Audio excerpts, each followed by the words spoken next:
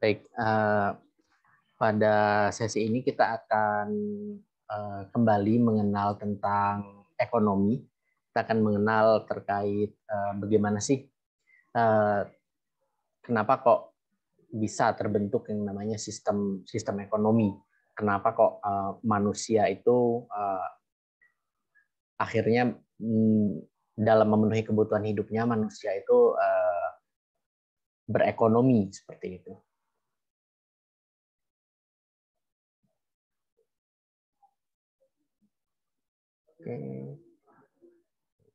Oke, baik. Kita mulai dengan ini ya. Silakan mungkin teman-teman bisa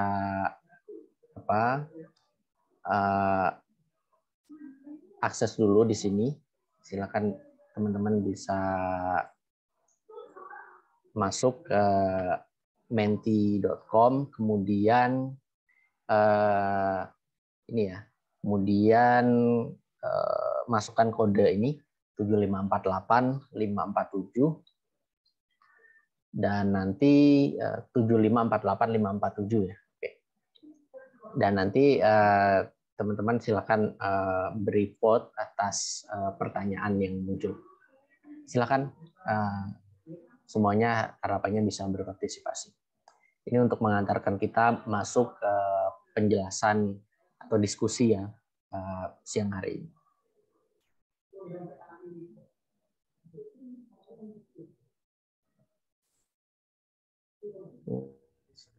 Share ini aja ya.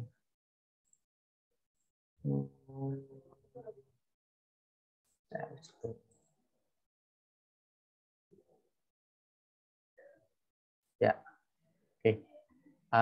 Silakan masuk ke sini ya teman-teman, ke menti.com. Ini yang mouse-nya saya arahkan ini ke atas kursornya. Silakan masuk ke menti.com, kemudian masukkan kode 7548547 untuk berpartisipasi dalam diskusi. Yang akan kita diskusikan adalah terkait dalam ekonomi itu kita mengenal ada satu prinsip ya, yaitu yang namanya kelangkaan. Dan ini juga kemarin di materi yang sebelumnya kita juga sudah sempat menyinggung yang namanya scarcity atau kelangkaan. Nah, jadi silakan teman-teman mungkin bisa beri pendapat bagaimana sih kelangkaan itu berperan dalam terjadinya proses ekonomi. Oke, silakan.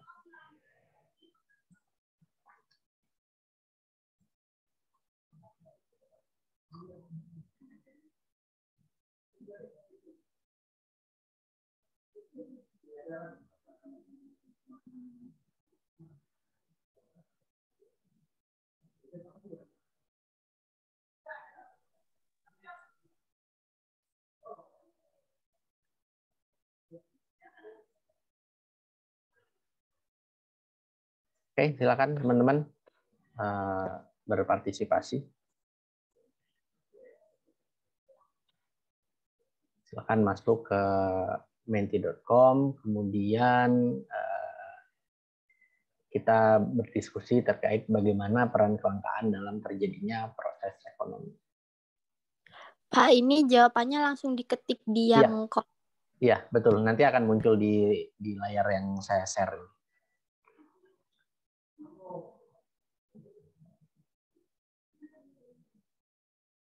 Ya, silakan teman-teman.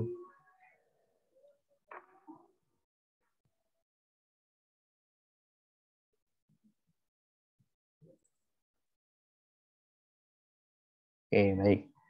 Yang pertama, di sini kita udah ada 3 ya. Yang lain juga masih kita tunggu pendapatnya. Yang pertama, di sini berbicara kelangkaan itu menjadikan manusia lebih berhemat dan berhati-hati dalam memanfaatkan sumber daya seperti itu ya. Oke, ini ada kaitannya dengan apa yang akan dilakukan oleh manusia ketika sudah tahu bahwasanya sumber daya atau apa yang dimiliki itu langka, sehingga akhirnya manusia muncul pilihan-pilihan ya. Kalau dalam istilah ekonominya, kita akhirnya memutuskan mana yang akan kita ambil, mana yang akan tidak kita ambil. Kita akan cenderung melakukan efisiensi, akan cenderung mendahulukan satu pilihan dibanding pilihan yang lain. Oke. Kemudian yang kedua, kelangkaan ekonomi adalah kesenjangan. Oke. Dan isunya di sini sumber daya ekonominya terbatas. Jadi apa yang dibutuhkan untuk memenuhi kebutuhan manusia itu terbatas, sedangkan jumlah kebutuhan manusianya itu tidak terbatas ya teman-teman. Oke. Kemudian apabila kelangkaan tidak segera ditangani, kemungkinan terjadinya kerusuhan. Oh, ini kelangkaan dalam mungkin dalam perspektif normatif ya. Kelangkaan akan terjadi yang namanya kerusuhan, akan terjadi yang namanya kekacauan. Oke, kemudian saya sampling aja. Kelangkaan membantu SDM menavigasi pasar kerja dan peluang kerja dapat dianggap sebagai sumber daya yang terbatas sehingga terjadinya suatu kelangkaan. Oke. Kemudian kelangkaan ekonomi adalah kesenjangan. Oh, ini sudah ya. Ketika terjadi kelangkaan, otomatis pendapatan ekonomi suatu negara, perusahaan, atau individu menjadi menurun karena masyarakat lebih memilih berhemat dalam memenuhi kebutuhan hidup. Oke. Ini juga sama ya seperti tadi ya. Kalau kita sudah paham bahwasanya langka sumber dayanya, maka kita akan cenderung melakukan yang namanya keputusan-keputusan yang terkait dengan efisiensi dan guna tujuannya untuk memenuhi kebutuhan hidup. Oke, yang lain. Kelangkaan bantu sumber daya manusia mengalokasikan sumber daya yang efektif. Oke, sama ya, dan lebih berhati-hati dalam menggunakannya. Jadi efectivity, efisiensi itu akan terjadi ketika kita punya pandangan bahwasanya sumber daya itu langka. Kemudian sedangkan kita punya kebutuhan yang sangat banyak yang itu harus dipenuhi, sehingga akhirnya mana yang diputuskan akan diambil, mana yang diputuskan akan dikonsumsi, mana yang diputuskan akan dikorbankan. Nah, itu yang akan dilakukan sehingga roda ekonomi berjalan. Oke. Ketika terjadinya kelangkaan, otomatis pendapatan ekonomi suatu negara, oh ini sudah ya. Oke. Lain. Oke. Banyak orang yang menggunakan jadi bahan tersebut banyak diproduksi, oke, namun tidak bisa menyaingi kebutuhan pengguna, jadi harus lebih membatasi penggunaan atau irit. Oke. Pada satu titik tertentu kadang terjadi permintaan akan satu barang itu meningkat cukup signifikan. Misalkan contohnya seperti kemarin ya, di awal masa pandemi tiba-tiba kita yang awalnya tidak semua orang itu menggunakan hand sanitizer, kemudian tiba-tiba semua orang harus butuh menggunakan hand sanitizer, sehingga yang terjadi adalah demand-nya meningkat, sedangkan untuk memproduksi itu kan butuh waktu. Nah, untuk menyesuaikan skala produksinya juga butuh waktu, sehingga terjadi gap di sana, ada yang namanya kelangkaan, sehingga otomatis harganya akan naik.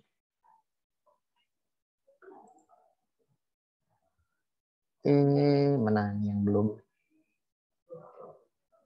Oke. Sudah.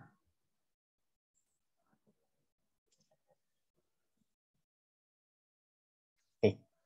Tapi intinya, kalau dari pendapat teman-teman di sini, kalau bisa saya simpulkan, paling tidak ada beberapa poin ya. Yang pertama adalah kita semua punya satu prinsip mengakui bahwasanya sumber daya itu langka dalam perekonomian. Sumber daya di sini tentunya cukup luas ya definisinya. Apakah itu sumber daya tidak hanya sebatas sumber daya alam, tapi juga tadi juga sempat disinggung skill seorang manusia itu juga menjadi satu sumber daya yang mungkin tidak bisa dimiliki oleh semua orang.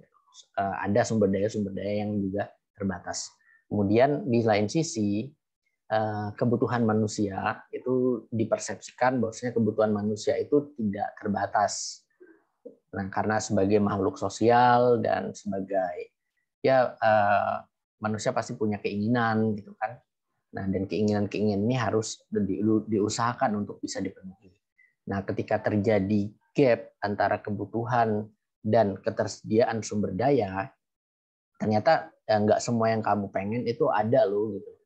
Nggak semua yang kamu butuhkan itu bisa kamu dapatkan gitu. Apakah itu karena sumber daya nggak ada atau jangan-jangan karena memang kekayaan yang dimiliki itu tidak ada juga untuk ditukar dengan sumber daya tersebut. Misalkan uangnya terbatas gitu, sehingga akhirnya manusia itu harus memutuskan mana nih yang harus kita prioritaskan untuk diambil, mana yang harus kita prioritaskan untuk dibeli, mana yang boleh kita beli lebih banyak, mana yang harus dibeli lebih sedikit. Nah, kurang lebih seperti itu. Jadi alokasi sumber daya dalam proses produksi dan juga dalam proses konsumsi itu terjadi karena ada yang namanya kelangkaan. Sehingga paling tidak kita bisa katakan ekonomi ini berputar karena ada tarik ulur ya. Ibaratnya magnet, ada kutub utara dan kutub selatan. Jadi karena ada tarik ulur antara kutub magnet ini, maka roda ekonomi akan berputar. Kita tidak bisa bayangkan kalau ternyata semua kebutuhan kita itu bisa dicukupi gitu. Apa yang kita pengen itu pasti ada. Nah, itu kan berarti tidak ada yang namanya scarcity di sana, tidak ada yang namanya kelangkaan. Nah, berarti di situ otomatis tidak akan muncul yang namanya transaksi, tidak akan muncul yang namanya pertukaran, tidak akan terbentuk yang namanya proses ekonomi. Oke, itu kurang lebih sedikit review ya. Terima kasih teman-teman yang sudah berpartisipasi. Kita akan lanjut di sini ya. Oke, untuk slide saya apakah sudah berubah teman-teman? Sudah, Pak. Sudah ya, oke. Baik. Kalau ada yang mungkin nanti tiba-tiba suara saya kurang jelas atau lain sebagainya, langsung diinterupsi aja ya. Baik. Nah, pada part ini kita sebenarnya ada beberapa hal yang ingin kita diskusikan. Yang pertama adalah kita berbicara tentang hakikat ekonomi itu sendiri. Kemudian kita akan menyinggung tadi ya yang sudah kita bahas, yaitu yang namanya kelangkaan. Nah, ini dua prinsip dasar lah yang ibaratnya ya harus kita pahami dalam mengenal ekonomi. Kemudian dalam prakteknya manusia seiring dengan berkembangnya zaman, berkembangnya peradaban, akhirnya manusia itu punya value, mereka punya kebiasaan, punya adat istiadat, punya budaya, yang mana value-value tersebut akhirnya mempengaruhi keputusan-keputusan manusia. Apakah kita harus serakah, apakah kita harus saling berbagi. Nah, itu dipengaruhi oleh value-value yang berkembang dalam peradaban tersebut. Sehingga value-value ini pada akhirnya adalah membentuk yang namanya sistem ekonomi. Nah, sistem ekonomi ini erat kaitannya ya dengan keputusan ekonomi yang diputuskan oleh baik itu individu atau mungkin dalam lingkup yang lebih luas perusahaan atau dalam lingkup yang lebih luas lagi yaitu di level nasional selaku negara. Nah, jadi 4 hal ini itu menjadi satu rangkaian yang harus kita pahami dalam mengenal apa sih itu ekonomi.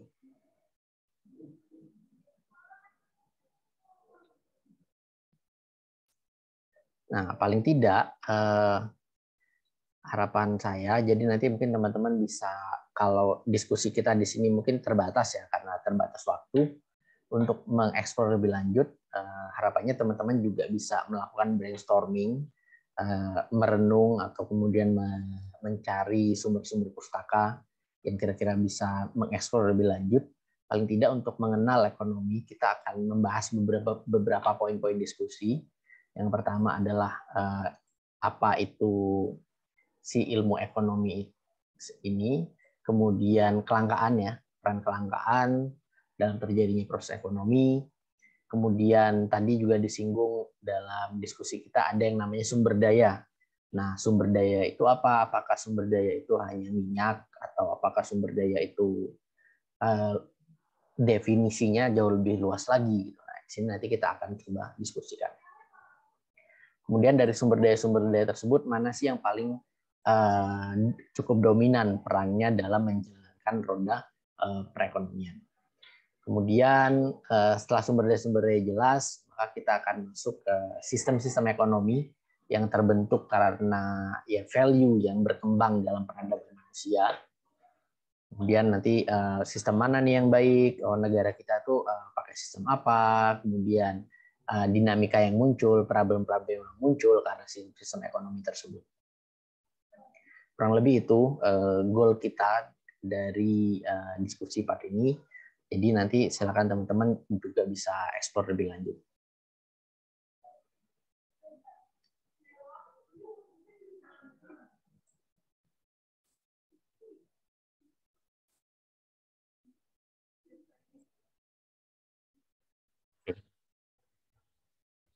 Nah, jadi ekonomi itu kalau kita definisikan ibaratnya adalah ya definisi ekonomi itu seperti ya berbicara tentang manusia ya. Jadi berbicara tentang manusia yaitu bagaimana manusia memenuhi kebutuhan hidupnya. Jadi manusia punya kebutuhan sehingga perlu melakukan sesuatu, perlu mengambil keputusan, perlu melakukan pertukaran, perlu melakukan transaksi, sehingga bagaimana manusia memenuhi kebutuhan hidupnya itu bisa kita jadikan definisi sederhana dari yang namanya ekonomi. Nah, dalam memenuhi kebutuhan hidupnya, di sini manusia menghadapi ada gap di sini ya, yaitu yang pertama adalah tadi yang kita singgung, yaitu sumber daya itu terbatas ternyata. Sedangkan kebutuhan manusia itu tidak terbatas. Dan di sini muncullah yang namanya gap ya, gap antara sumber daya yang terbatas dengan kebutuhan manusia yang tidak terbatas.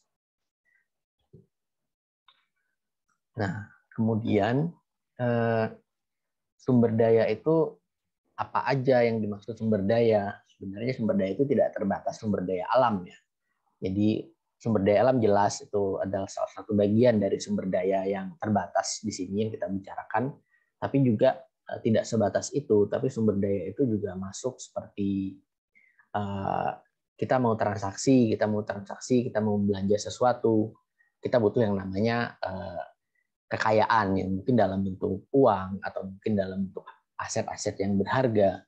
Nah, ini juga menjadi sumber daya. Kemudian di lain sisi seperti kita bisa mendapatkan upah, kita bisa mendapatkan pendapatan dengan menawarkan satu skill, yang mana skill itu antara satu pihak dengan pihak yang lain itu pasti terjadi perbedaan. Kemudian sehingga skill pun di sini itu menjadi sumber daya yang dianggap terbatas. Dan ini ketemu dengan yang namanya unlimited needs atau kebutuhan manusia yang tidak terbatas. Gitu. Misalkan kalau seorang pengusaha, mungkin pengusaha ini pengen kalau bisa semua pekerjanya itu berada pada satu level tertentu kompetensinya. Gitu. Tapi kan pasti terbatas, gitu. Sehingga dibutuhkan pengaturan, dibutuhkan yang namanya keputusan-keputusan. Nah, singkat cerita yang terjadi seperti ini.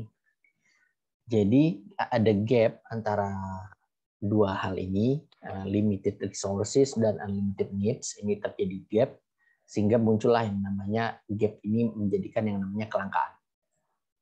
Nah, karena adanya kelangkaan, maka manusia akhirnya harus memutuskan, mengambil keputusan-keputusan ekonomi. Dan keputusan-keputusan ekonomi ini erat kaitannya dengan prinsip, yaitu manusia perlu melakukan yang namanya efisiensi. Efisiensi dilakukan, keputusan-keputusan mana yang paling efektif, kapan kita akan memutuskan. Kenapa sih? Misalkan contoh sederhananya seperti ini. Semua orang butuh makan gitu kan. Semua orang butuh makan setiap hari, sehari 3 kali gitu. Kenapa nggak semua orang itu ya memproduksi sendiri makanannya gitu. Kenapa harus berasnya kita harus beli, atau mungkin bahkan kita kadang harus membeli makanan yang sudah jadi, yang siap dimakan. Kenapa? Padahal kita bisa melakukan itu. Kenapa nggak semuanya melakukan itu? Nah, di sini karena ada yang namanya kelangkaan. Nah, kelangkaan ini akhirnya mempengaruhi manusia untuk memutuskan, mengambil keputusan, misalkan dari sisi produksi. Maka dia akan memproduksi hal yang paling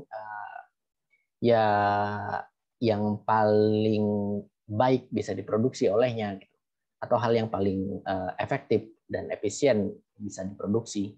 Kalau ngapain kita produksi kalau kita bisa beli di pihak lain dengan harga yang lebih murah gitu. Kenapa harus kita produksi sendiri? Nah, sehingga terjadi yang namanya efisiensi. Dan berjalannya tarik ulur antara kelangkaan inilah yang membentuk yang namanya sistem ekonomi.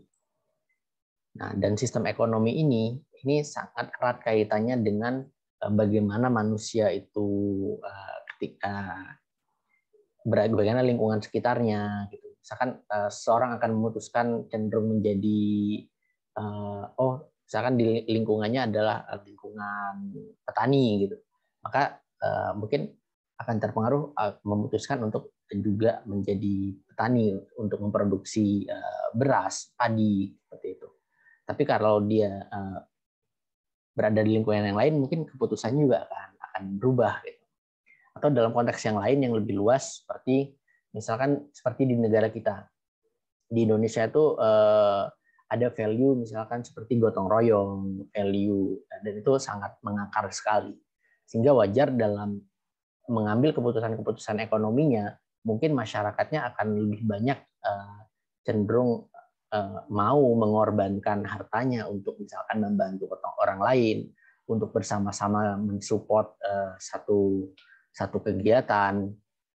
Itu akan berbeda ketika value misalkan gotong royong tadi tidak ada di lingkungan sekitarnya. Mungkin tidak akan muncul keputusan seperti itu gitu. Daripada sebagian diberikan kepada pihak lain, mending yang harusnya diberikan ini kita gunakan sendiri gitu.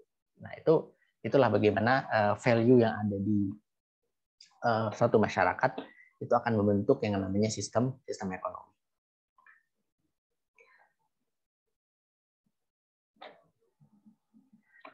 Nah, kalau dalam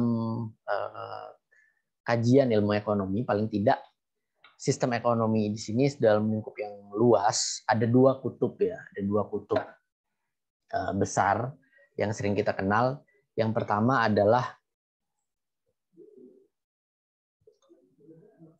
yaitu ekonomi kapitalis. Kemudian yang kedua sosialis. Kemudian ada yang mencoba mengambil jalan tengah antara keduanya, mencoba mengkombinasikan, meramu ya antara kapitalis dan sosialis. Kalau kapitalis jelas sebagaimana definisinya capital, maka yang punya sumber daya lah yang itu akan lebih punya kemampuan untuk menguasai perekonomian. Kemudian kalau sosialis lebih terpusat kepada pemerintah. Dan di dalam kapitalis ini yang berjalan adalah yang namanya mekanisme pasar. Jadi kita akan cenderung membiarkan pasar dalam perekonomian itu berjalan dengan sendirinya tanpa ada intervensi dari misalkan apakah dari pemerintah seperti itu. Sehingga kalau dalam konteks kapitalis biasanya yang makin berkembang sampai sekarang itu adalah misalkan seperti kita ada isu misalkan ekonomi liberalisasi dalam perekonomian, pasar bebas, dan lain sebagainya. Itu kan bagaimana mewujudkan supaya mekanisme pasar itu berjalan sempurna mungkin. Sedangkan berbeda halnya dengan ekonomi sosialis yang menganggap sistem kapitalis itu cenderung hanya menguntungkan si pemilik kapital, atau sistem kapitalis itu cenderung justru memperlebar jurang kesenjangan dalam perekonomian, sehingga muncullah value-value dalam sosialis yang itu diadopsi dalam sistem ekonomi, sehingga muncullah yang namanya ekonomi sosialis, di mana menganggap center dalam perekonomian itu adalah pemerintah. Jadi keputusan-keputusan ekonomi itu cenderung diintervensi, atau bahkan bukan hanya intervensi tapi diatur langsung oleh pemerintah. Dengan tujuan apa? Dengan tujuan adalah untuk mencapai yang namanya pemerataan kesejahteraan di masyarakat. Dan ini dua kutub yang ibaratnya kalau dikatakan yang satu ekstrim kanan, kemudian yang satu adalah ekstrim kiri. Kemudian dalam perkembangannya, seiring dengan berkembangnya perekonomian, ada pendekatan-pendekatan yang mencoba membuat pasar itu ya berjalan dengan mekanisme pasar, tapi tetap ada campur tangan pemerintah dalam pasar, ada intervensi pemerintah dalam pasar, dengan tujuan adalah membuat supaya pasar itu berjalan seadil mungkin. Sehingga dua problem dari ekonomi kapitalis dan ekonomi sosialis itu mampu dieliminir dengan melakukan mix antara kedua sistem ini. Dan di lain sisi juga ada satu prinsip baru ya yang coba diadopsi, yaitu satu prinsip ekonomi yang coba diadopsi dari nilai-nilai Islam. Nah, dan kalau kita bedah satu persatu di beberapa prinsip ekonomi ini, sebenarnya semuanya itu banyak benernya gitu dibanding salahnya gitu.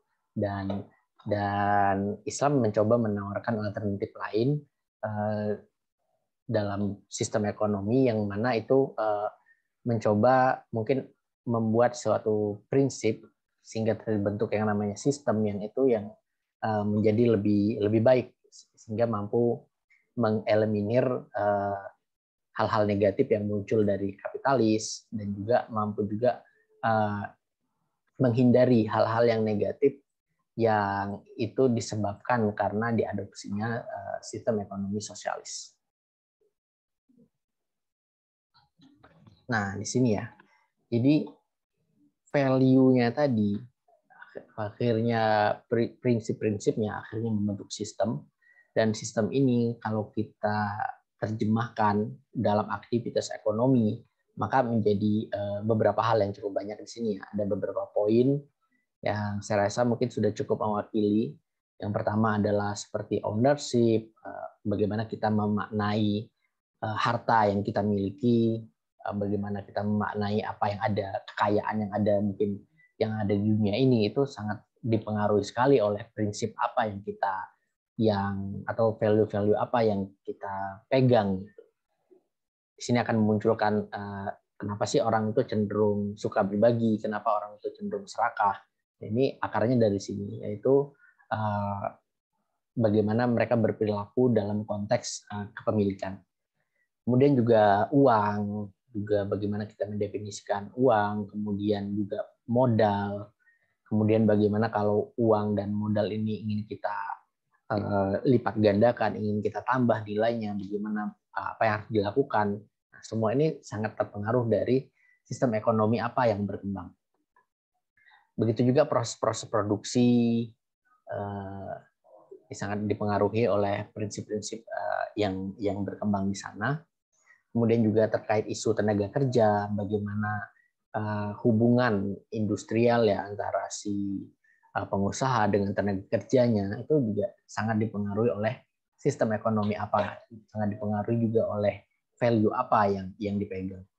Kemudian bagaimana berjalannya pasar, terbentuknya harga, dan di sini juga ya perilaku konsumsi. Saya rasa dalam Islam kita banyak sekali mengenal banyak sekali batasan-batasan, banyak sekali warning ya, pada kita terkait bagaimana mengambil keputusan-keputusan konsumsi dan lain sebagainya. Kemudian isu lainnya juga terkait pertumbuhan ekonomi. Kenapa sih kapitalis sosialis itu dianggap gagal gitu? Bahkan hampir di dunia ini sekarang hampir nggak ada yang mungkin menggunakan sistem ekonomi sosialis. Even negara komunis pun ekonominya itu kapitalis gitu. Kenapa? Karena dianggap sosialis itu dianggap tidak mampu mendorong yang namanya terjadinya pertumbuhan ekonomi. Nah, ini dinamika yang muncul. Kemudian juga dari sisi kebijakan fiskal dan moneter, ini juga sangat erat dengan sistem ekonomi apa yang kita anut. Bahkan misalkan mungkin seperti pajak, ya, atau mungkin dalam Islam kita mengenal ada zakat, infak, sedekah. Itu merupakan instrumen-instrumen fiskal yang juga muncul karena prinsip-prinsip apa yang dipegang oleh masyarakat pada peradaban tersebut. Kemudian juga ini 3 yang terakhir, ini the biggest problem ya dalam perekonomian, yaitu yang pertama adalah inflasi, PR-nya yang tidak pernah selesai itu berbicara inflasi, kemudian berbicara unemployment atau pengangguran, kemudian berbicara tentang krisis. Nah, ini semuanya menjadi dinamika yang muncul dengan munculnya yang namanya sistem ekonomi. Intinya sistem ekonomi itu kalau kita breakdown secara singkat menjadi 3 ini, tapi kalau kita breakdown berdasarkan perilaku ekonominya itu menjadi paling tidak beberapa poin yang ada di sebelah kiri kita ini. Oke. Kemudian yang terakhir adalah ini lanjutan dari yang namanya definisi ekonomi. Bagaimana manusia memenuhi kebutuhan hidupnya. Kebutuhan hidupnya itu untuk apa? Yang jelas satu goalnya adalah untuk mencapai kesejahteraan. Nah, event apapun, saya rasa apapun sistem ekonomi yang berkembang pada masa itu, semuanya pasti goal akhirnya adalah untuk mencapai yang namanya kesejahteraan. Jadi nggak mungkin ada berkembang satu sistem ekonomi yang goalnya tidak untuk mencapai kesejahteraan. Sehingga di sini ya semuanya berkumpulnya adalah di sini di akhir, yaitu berbicara tentang kesejahteraan. Nah, cuman nanti definisi dari kesejahteraannya juga itu bisa berbeda-beda gitu. Misalkan nih kalau dalam kapitalis mungkin sejahtera itu hanya sebatas kalau kita kerja kemudian dapat bayaran, atau kita melakukan jual beli, kita mendapatkan keuntungan secara materi, itu kita sudah menganggap itu kesejahteraan sebatas pada level tersebut. Tapi mungkin dalam pendekatan-pendekatan yang lain, kesejahteraan itu tidak hanya sebatas dinilai mana lebih sejahtera antara satu dengan yang lain hanya sebatas pada aspek materinya saja. Misalkan ketika kita sedang kita melakukan penjualan, memproduksi satu barang dengan keuntungan sekian, tapi ketika barang tersebut ternyata punya efek sampingan yang lebih besar, lebih banyak dan lebih panjang, itu menyebabkan kita merasa tingkat kesejahteraan yang kita dapat itu lebih banyak. Misalnya contohnya seperti ketika kita memproduksi barang yang mungkin dari bahan daur ulang, gitu. Nah, dengan memproduksi langsung dari bahan yang awal, gitu. Sama-sama menjadi satu produk yang cenderung sama, tapi efek manfaat yang dihasilkan itu lebih besar dengan menggunakan bahan daur ulang tadi. Sehingga definisi kesejahteraannya tidak hanya berhenti sebatas pada sisi materinya. Dan begitu juga mungkin yang terakhir dalam Islam juga kita mendefinisikan kesejahteraan itu kan tidak hanya sebatas materi, tapi juga apakah itu berkah, apakah itu sesuai dengan melanggar atau tidak dengan prinsip-prinsip agama kita, kemudian apakah itu lebih bermanfaat, mana yang lebih bermanfaat gitu. Nah, itu definisi kesejahteraan juga cukup luas ya, tapi paling tidak secara umum kita bisa simpulkan bahwasanya apapun sistem ekonomi yang berkembang, itulah goal akhirnya tetap sama, yaitu untuk mencapai yang namanya kesejahteraan. Oke, setelah ini mungkin kalau ada yang ingin didiskusikan, silakan teman-teman bisa sampaikan dalam diskusi. Silakan mungkin teman-teman kalau ada yang ingin ditanyakan,